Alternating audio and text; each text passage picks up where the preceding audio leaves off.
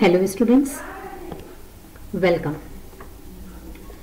Today in this video, we will try to understand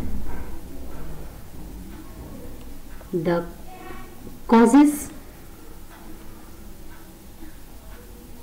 of the failure of Weimar Republic.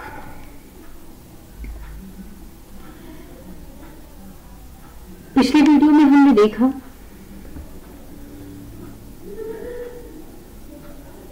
Unemployment बहुत ज़्यादा हो रही थी, hunger and starvation की situation थी,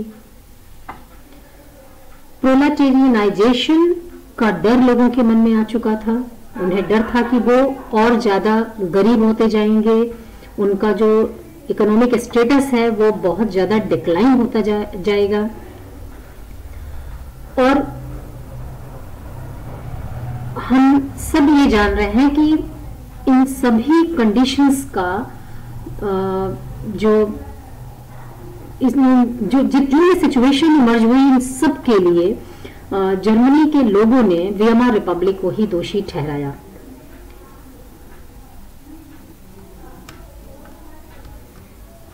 Problems of economic depression had changed the political view of Germans। जो political atmosphere था Germany का, उसमें बदलाव आने लगा। क्यों? क्योंकि सरकार के पास कोई सोल्यूशन नहीं था। वीयमार Republic seemed to offer no solution to problems faced by Germans। जब से वीयमार रिपब्लिक एग्जिस्टेंस में आया, मतलब हम थोड़ा फ्लैशबैक में जाएंगे।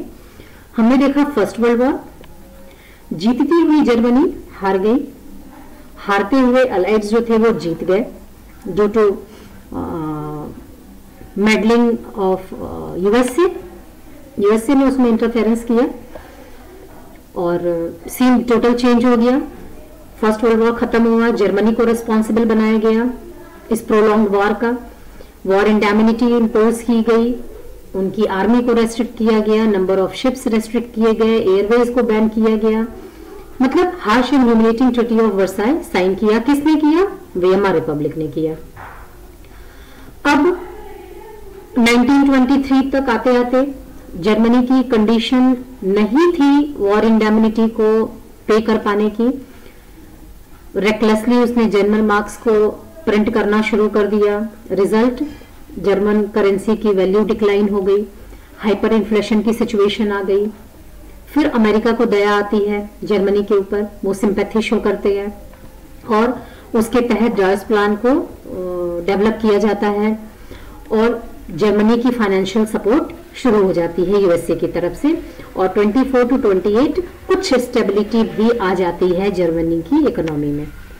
लेकिन फिर 1929 में क्या होता है? वॉल स्ट्रीट एक्सचेंज जो है वो कोलैप्स कर जाता है, क्रैश कर जाता है और अमेरिका की जो इकोनॉमी है वो 50% डिक्लाइन हो जाती है, जिसकी वजह से अमेरिकन फाइनेंशियल सपोर्ट जो जर्मनी को दी जा रही थी वो बंद हो जाती है।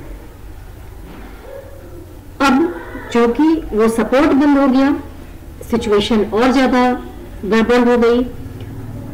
लोगों के पास नौकरी नहीं थी, लोगों के पास अपना लाइवलीहुड नहीं था। वो प्ले कार्ड्स अपने नेक में लेकर के रोमिंग किया करते थे कि they were ready to do any kind of job, उन्हें कुछ भी काम मिल जाए। और इन सभी सिचुएशन के लिए वीयमार रिपब्लिक को रिस्पॉन्सिबल माना जर्मनी के लोगों ने। और वीयमार रिपब्लिक कहाँ कुछ अच्छा कर पाती, उसकी बजाय वो दूसरी जो अपोजिशन पार्टीज थी, एग्जाम्पल के तौर पर हम स्पार्टासिस्ट लीग को ले सकते हैं, उन्हें सप्रेस करने में इनका समय ज्यादा बीता। और अब वीयमार रिपब्लिक के पास चूंकि कोई सोल्यूशन नहीं था, तो इस वजह से लोगों का जो व्यू था, लोगों की जो परसेप्शंस थे पॉलिटिक्स को लेकर के जर्मनी में, अब उसमें धीरे धीरे थोड़ा थोड़ा बदलाव देखने को मिल रहा था। आखिर क्या कॉजेस थे? वीयमार रिपब्लिक क्यों फेल हो गई? क्यों वीयमार रिपब्लिक के पास कोई सोल्यूशन नहीं था जर्मनी के लोगों के जो प्रॉब्लम्स थे उन्हें दूर करने का? तो हमने अपने प्रीवियस वीडियो में मैंने आपको एक बताया था कि there were some inherent defects of Weimar Republic. हमने देखा था वी हमारी public was young fragile, it was the first experience of the Germans, इसके पास कोई बहुत ज्यादा एक्सपीरियंस नहीं था, लेकिन उसके अलावा और कुछ इनहेरेंट डिफेक्ट्स थे। इनहेरेंट डिफेक्ट्स मतलब वो वीएमआर रिपब्लिक के बनने के साथ ही उसमें थे, जिसकी वजह से वीएमआर रिपब्लिक जो है वो फेल साबित होती है। क्या थे वो defects? Due to proportional representation no party can achieve majority. अब यहाँ आप थोड़ा समझिए, हम अपने देश का एग्जाम्पल लेते हैं, अपने इंडिया का एग्जाम्पल लेते हैं। हमारे यहाँ क्या होता है कि सिंपल मेजोरिटी सिस्टम हम फॉलो करते हैं। पार्टीज हैं, इलेक्शन कंटेस्ट कर रही हैं, उसमें से जिस पार्टी को सबसे ज्यादा वोट मिला, हो सकता है जिस पार्टी को सबसे ज्यादा वोट मिला, टोटल वोटिंग हुई 40%, टोटल जो वोटिंग हुई वो 40% हुई। 40% वोटिंग होने का मतलब है कि 60% पीपल ने वोटिंग नहीं की है, उससे हमको बिल्कुल फर्क नहीं पड़ता, हम उस 60% को देखते ही नहीं है। हम देखते हैं कि इस 40% में से ज्यादा वोट किस पार्टी को मिला है, और जिस पार्टी के पास ज्यादा वोट होता है हम उसे विनर डिक्लेयर कर देते हैं और उसे सरकार बनाने का न्योता दे दिया जाता है। यह हुआ सिंपल मेजोरिटी सिस्टम। 40% वोटिंग हुई, मतलब 60% लोगों ने वोट नहीं किया, 40% लोगों ने वोट किया। अब उस आउट ऑफ 40 अगर 20-20 करें तो 50% हो जाएगा, 21% जिसको मिल गया वो सरकार बना लेगा। 21% वोट मिलने का मतलब यह है कि 79% लोगों ने उस पार्टी को नहीं चुना है, लेकिन उसके बावजूद since we are having simple majority system, तो उस बेसिस पे हम उस जीती हुई पार्टी को सरकार बनाने के लिए आमंत्रित कर देते हैं और वो सरकार बनाती है। यहां प्रॉब्लम क्या थी? प्रोपोर्शनल रिप्रेजेंटेशन की। एग्जाम्पल के तौर पे मान लीजिए कि अगर जर्मनी 10 भागों में बटा हुआ है, 10 मतलब कॉन्स्टिट्यूएंसी है और वहां से 10 पॉलिटिकल पार्टीज जो हैं वो इलेक्शन कंटेस्ट कर रही हैं, तो किसी को 15% वोट मिला, किसी को 40% वोट मिला, किसी को 20% वोट मिला, किसी को 30% वोट मिला। तो जिसको जितना वोट परसेंट मिला है उसके अकॉर्डिंग उसकी सरकार में पोजीशन होगी। और इस वजह से ये जो रीजन था प्रोपोर्शनल रिप्रेजेंटेशन का कि कभी तो किसी को क्लियर मेजोरिटी मिल ही नहीं पाएगी, क्योंकि जो भी पार्टी इलेक्शन में कंटेस्ट करेगी उसको कुछ परसेंट वोट तो मिलेंगे ही, और जब कुछ परसेंट वोट उसको मिल गए तो फिर वो कुछ कम हो गए ना 100% में से, और जब वो कम हो गए तो कहने का मतलब कि कॉलिएशन गवर्नमेंट, कॉलिएशन गवर्नमेंट चलाना कितनी मुश्किल बात है, कितनी टेढ़ी खीर है। आई थिंक अब आप ये सब चीजें एक्सपीरियंस करने लगे हैं, क्योंकि एक पार्टी का अगर मंत्री कुछ बोलेगा तो दूसरे पार्टी वाला उसका विरोध करेगा। एग्जाम्पल के तौर पर आप यहां ले लीजिए, नाजी पार्टी भी है, वो भी इलेक्शन लड़ती है, ठीक है। जर्मनी में नाजी पार्टी भी इलेक्शन लड़ रही थी, वे हमारे पब्लिक के भी जो सपोर्टर्स थे वो भी इलेक्शन लड़ रहे थे। स्पार्टासिस्ट लीग तो डेमोक्रेसी को अच्छा मानती ही नहीं थी। अब इसमें सबके वोटिंग परसेंटेज अलग अलग हैं, अब ये सब मिलकर के सरकार बनाएंगे। एक ने अगर कोई एक रूल निकाला तो दूसरे पार्टी ने उसको क्या किया, खारिज कर दिया, तो कोई डिसीजन ही नहीं हो पाएगा। और ये इनहेरेंट डिफेक्ट था, ये जब वीएमआर रिपब्लिक बनी ना तभी ये डिफेक्ट आ गया कि क्योंकि उन लोगों ने मिलकर के क्या तय किया कि प्रोपोर्शनल रिप्रेजेंटेशन रहेगा। डेमोक्रेटिक पॉइंट ऑफ व्यू से उन्होंने बहुत अच्छा किया। कैसे अच्छा किया? प्रोपोर्शनल रिप्रेजेंटेशन रहेगा मतलब डिसेंट्रलाइजेशन ऑफ पावर, ठीक है। तो कोई भी एक पार्टी ऑटोक्रेट नहीं हो पाएगी, लेकिन इस डिसेंट्रलाइजेशन का जो तरीका था वो सही नहीं होने की वजह से कोई भी डिसीजन पर पहुंच पाना बहुत मुश्किल था, क्योंकि किसी एक पॉलिटिकल पार्टी को क्लियर मेजोरिटी नहीं मिल पाती। क्यों नहीं मिल पाती? बिकॉज ऑफ प्रोपोर्शनल रिप्रेजेंटेशन जो जर्मनी में था, वीएमआर रिपब्लिक जिसकी बेसिस पर बनी थी। अब देखते हैं दूसरा, this is the next one, article 48।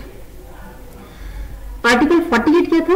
It empowered the president to impose emergency, suspend civil rights and rule by decree। अब आर्टिकल 48 ने जो उसमें बना हुआ था, उसने प्रेसिडेंट को इतना पावर दे रखा था कि अगर प्रेसिडेंट को लगता है कि chaos की सिचुएशन है, सिचुएशन आउट ऑफ कंट्रोल जा रही है, तो वो इमरजेंसी लगा सकता है। इमरजेंसी लग जाएगी, सस्पेंड सिविल राइट्स, जो हमारे मौलिक अधिकार होते हैं इमरजेंसी के दौरान वो सब सस्पेंड हो जाते हैं, एंड रूल बाय डिक्री। और प्रेसिडेंट क्या है?